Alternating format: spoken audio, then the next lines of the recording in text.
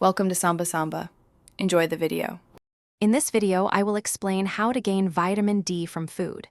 It's crucial for bone health and immune function, and while sunlight is a primary source, many delicious foods can help you meet your daily needs.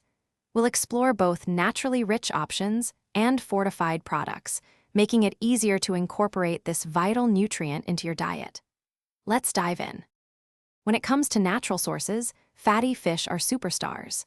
Wild-caught salmon, for instance, can offer nearly 1,000 IU of vitamin D in just 3.5 ounces.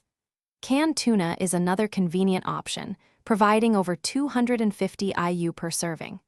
Don't forget egg yolks, which contribute around 37 IU each, a great addition to your breakfast.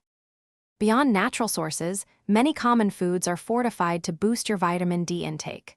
Look for dairy products, plant-based milks, and even some cereals and orange juices that have added vitamin D. Interestingly, certain mushrooms, when exposed to ultraviolet light, can produce substantial amounts of this nutrient, making them a unique plant-based option. To truly maximize your vitamin D intake, aim for a diverse diet incorporating both natural and fortified foods regularly.